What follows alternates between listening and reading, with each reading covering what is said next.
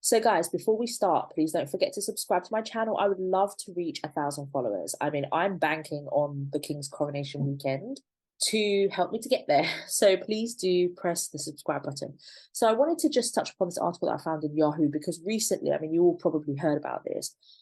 Apparently, an announcement came from Lambeth Palace from the Archbishop of Canterbury, who is the bishop who will be presiding over the ceremony in Westminster Abbey. He was the one that married Harry and Meghan. And so he says apparently that the public are going to be invited to swear an allegiance to the king and his successors. So I've seen so many people like online. I've seen some people quite favor that and say, yeah, that's great. I'd love to participate and take part in it. And I've seen some people just go crazy and be like, well, what? This is nonsense. Even monarchists, are saying, oh, this is one for the Republicans. You've handed them something. This is ridiculous. This is archaic. I'm not going to do that. I'm not going to do this. I'm not swearing allegiance to anybody. I'm not swearing allegiance to your ears, including, Harry and Andrew. And you know what? You just need to calm down, because if you want to do it, you can do it. If you don't want to do it, then don't do it. But just calm down, because some people do want to do it. It's not really that serious. No one's going to come knocking at your door and say, well, hang on a second, you pledged allegiance to me. It's just something to be a part of. In this television age, as I've heard reported, it's a way of making people a part of something so they can stand up wherever they're watching, and they might be watching in the park with thousands of other people, they might be watching at home or in a pub with tens of whatever people, and they probably want to take part in that moment where they swear allegiance to their king. And it's not the king as in the blood of the man, the flesh. It's the symbol of what he is, and the symbol of what he is, I mean, our national anthem is God Save the King, for God's sake. It's a symbol of our country, so therefore you're swearing allegiance to your country, which, as far as I'm aware, the soldiers, those who are part of the army and the military, that they do that anyway. And as far as I'm aware, when you become a British citizen, if you're not naturally a British citizen, as in if you're not born one, if you attain British citizenship, my understanding is that you actually have a ceremony where you do swear allegiance. I mean, I'd be maybe wrong about that, but that's what I understand. So I don't really understand what the problem is. And then you have other countries like America where they swear allegiance to the flag. I mean, who's going to swear allegiance to a bloody piece of material? But people do it anyway because they're swearing allegiance to their country. And that is what it's all about. But if you want to do it, you do it. If you don't want to do it, you don't want to do it. But stop getting like criticizing Charles and criticizing the Archbishop and how archaic the royal family is and Republicans and all this rubbish. It's really not that deep. And so I was interested to come across this article because I've been hearing about this bloody thing for the last week. And actually, now I've come across this article where Prince Charles didn't really want the pledge of allegiance during the coronation. So apparently one of his friends or whatever has revealed, so it was a friend of Charles, suggested the new monarch would be horrified by the public pledging allegiance to him. So broadcaster Jonathan Dimbleby, so Jonathan Dimbleby is quite close to the king apparently, but so he was somebody who, if you may recall, way back in the 90s, what happened was Princess Diana came out with a book by Andrew Norton, or Morton, whatever his name is. So that then revealed some sort of secrets as to what was going on in her marriage. So then Prince Charles did a sort of interview. It was kind of like a mini sort of documentary interview. I think it's still on YouTube. And it was more about Highgrove and his farming, and just him generally, kind of just, and sort of a sort of 5-minute briefing as to kind of who this man is type thing. And Jonathan Dimbleby was the person who did the interview. And then it was only a small snippet of the interview where he asked Charles whether he was faithful in his marriage. And then Charles says he was, up until the point that it had irretrievably broken down. And he talks about Camilla being a friend, and a friend that he needed, and blah, blah, blah, blah, and how he's got so many friends that, he can, I'm paraphrasing now, but so many friends that, he needed kind of so much in his life, and blah blah. He doesn't know where he'd be without them, kind of thing.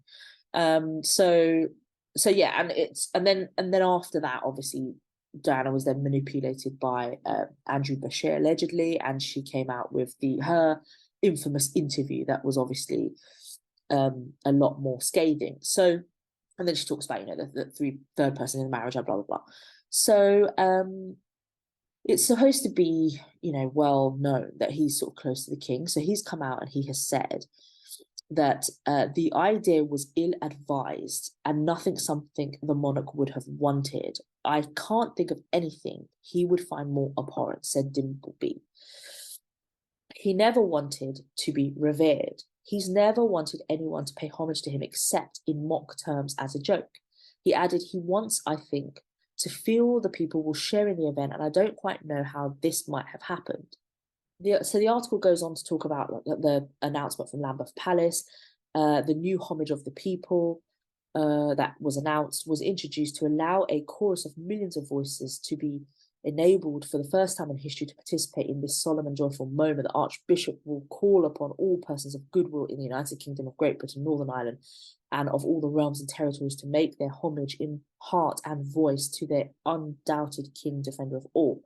So Mr. Dimbleby said, it seems the initiative has come from the Archbishop, who is strongly evangelical. So I actually was going to say that it seems to me that perhaps this came from the Archbishop of Canterbury rather than the king. And it seems a bit unfortunate that it is something that people have taken against, and it's yet something that this king does not want or represent.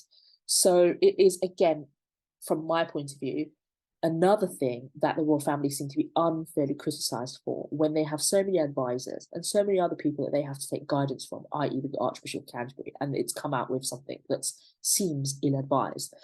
As you can see here, this beautiful picture. I mean, look at these flags of the Commonwealth.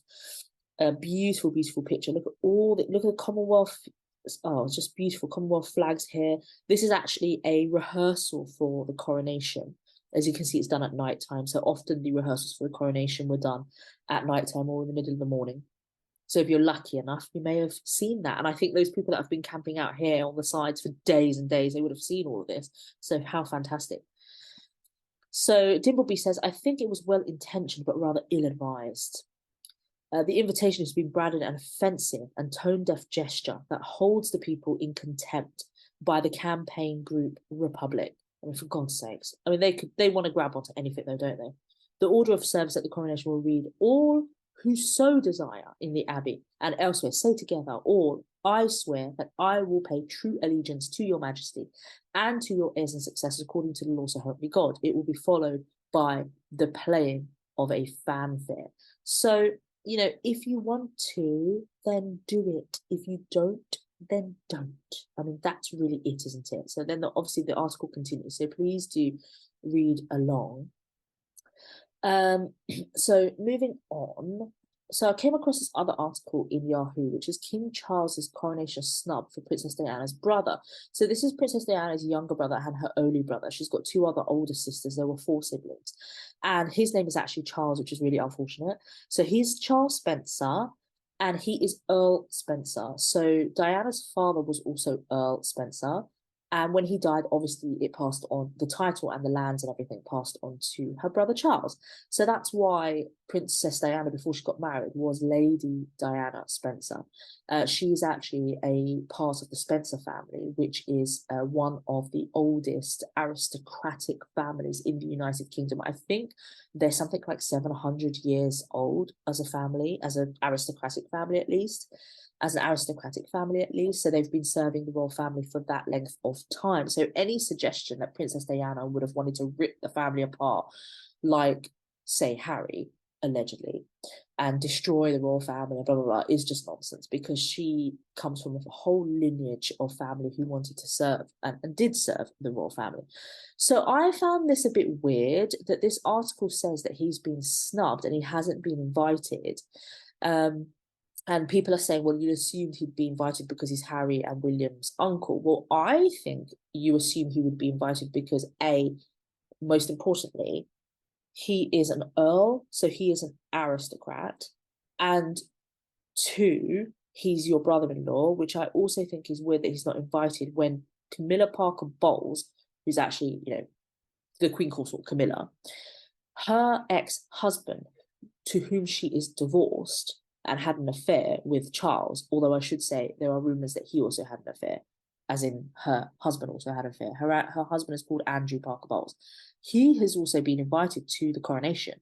So if he's been invited, I don't really understand what's the beef with Charles Spencer. But okay, I've also heard that loads of other aristocrats haven't been invited. Or some aristocrats or even at the Queen's coronation weren't being invited. So I don't know what the reason is, but I know he has kind of reduced the guest list from like an 8,000 to a 2,000. So I don't know. And I don't know what the relationship is with him and Charles, but there we are. But it seems a bit strange because I thought that when there was the decision or when there was the announcement that the invites were going out for the coronation, I thought I had come across Charles Spencer, or it being reported that he was invited, and that he, you know, felt honored or whatever, and that he would go and it's his duty and blah blah blah. But I must have been asleep and dreaming, because it seems as though that wasn't the case and that he hasn't been invited, which is really, really weird. So okay, fine. I don't know why, but there we are. So yeah, so read the rest of the article. It's Yahoo, it's this article here, and you can see this picture is actually quite funny because look at his face, and I wonder whether he's looking at the statue thinking, what the heck is this? But anyway, so guys, I'm going to leave it there. So please do subscribe to my channel. I hope you enjoyed these little updates. I mean, the updates are sort of coming fast and through that I've seen online, so I'm just trying to sort of condense them for you. So I hope you enjoyed the video. So please do subscribe to my channel. Take care, guys. Bye.